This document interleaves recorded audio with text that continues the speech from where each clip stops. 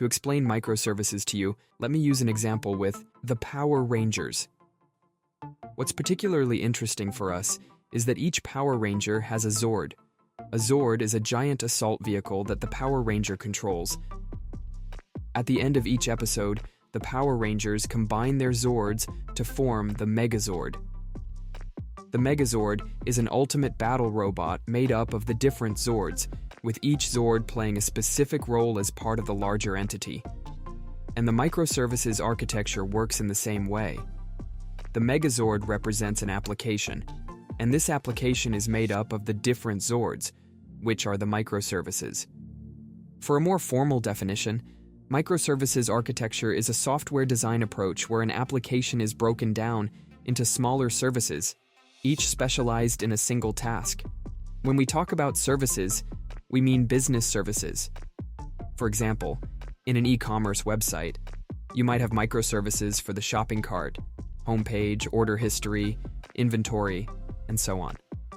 Microservices were introduced to solve the challenges of monolithic applications. A monolithic application attempts to handle all possible requests.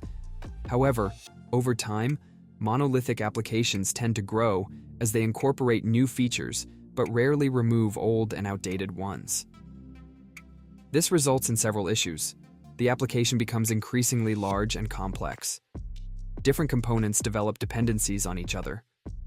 At some point, the application becomes unwieldy, making it difficult to implement changes or test new features.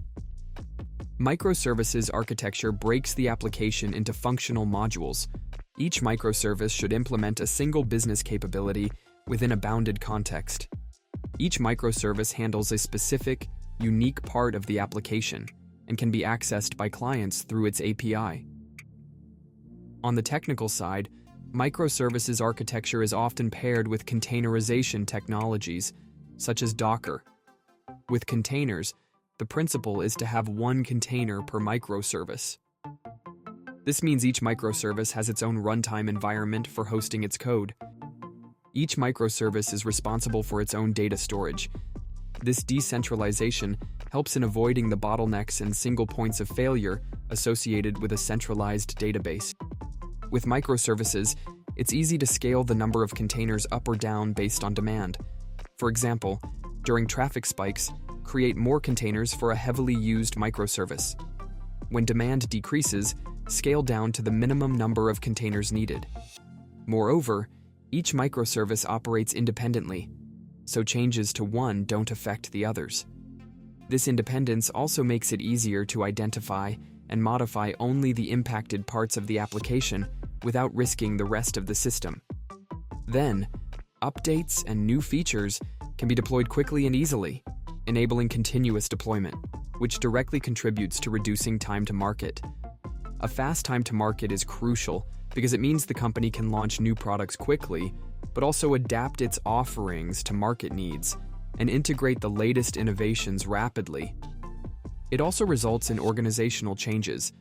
Teams manage smaller, self-contained projects with dedicated code bases. Each team is autonomous and free to make its own technical decisions. This requires an organization that promotes communication, collaboration, and coordination. Thanks for tuning into this video. I hope you found it informative and helpful.